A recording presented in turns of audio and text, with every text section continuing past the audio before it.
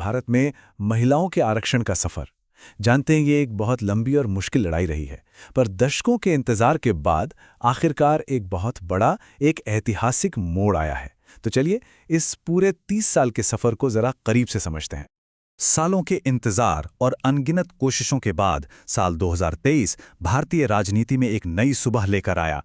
ये वो साल था जिसका सबको बेसब्री से इंतजार था।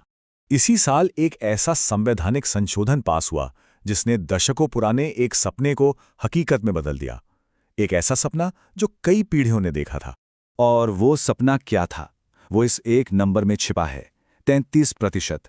जी हाँ, इस नए कानून की सबसे बड़ी और सबसे जरूरी बात यही है, लोकसभा और राज्यों की विधानसभाओं में महिलाओं के लिए 33% सीटों का आरक्षण।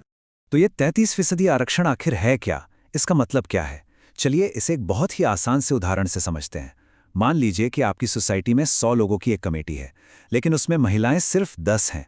अब यह नया नियम ये पक्का करेगा कि हर 30 सीटों में से एक सीट एक महिला के लिए ही होगी, ताकि कोई भी फैसला हो तो उसमें उनकी आवाज़, उनकी राय भी शामिल हो। बस यही फॉर्मूला अब पूरे देश की संसद पर लागू होगा।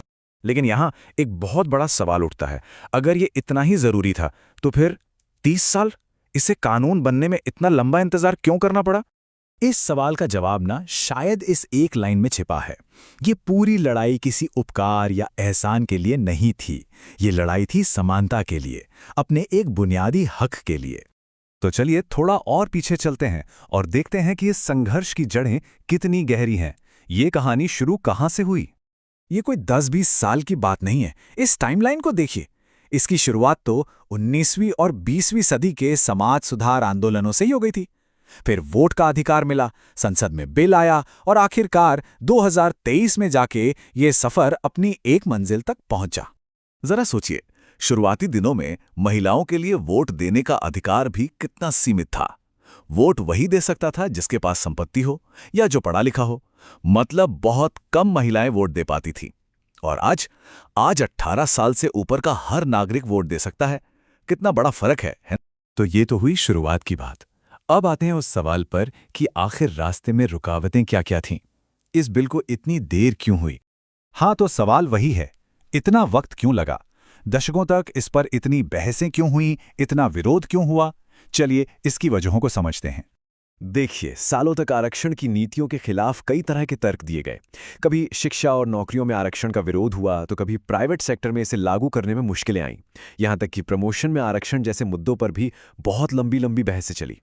प्राइवेट सेक्टर वाली चुनौती को ऐसे समझिए, मान लीजिए सरकारी कॉलेजों में तो आरक्षण है, पर प्राइवेट कॉलेजों में नहीं है। तो क्या होगा?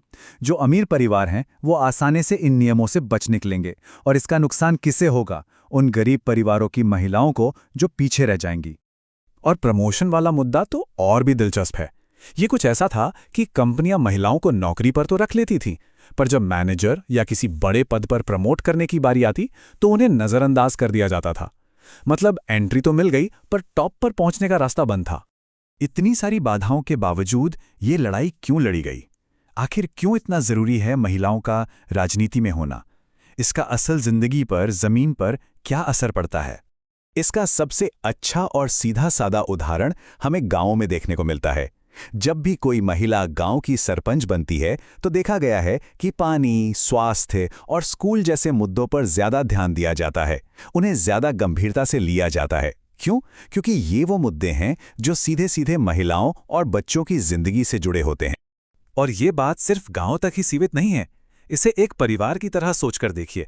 जिस परिवार में सिर्फ पिता ही सारे फैसले लेते हैं, वो परिवार संतुलित नहीं होता।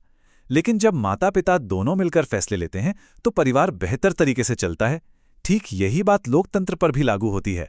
एक लोकतंत्र तभी ज्यादा मजबूत और संतुलित होता है जब महिलाएं भी उसे चलाने में बराबर की हिस्सेदार हों। तो आखिर में ये जो उपलब्धि है, ये सिर्फ महिलाओं की जीत नहीं है। ये असल में पूरे लोकतंत्र की, हमारी डेमोक्रेसी की एक बहुत बड़ी जीत है। क्योंकि सीधी सी बात है, और इस पूरी चर्चा का निचोड़ भी यही है कि महिलाओं के बिना लोकतंत्र अधूरा है, बिल्कुल अधूरा। पर क्या ये मंजिल है? नहीं, ये 33% तो बस एक शुरुआत है, एक बहुत जरूरी शुरुआत।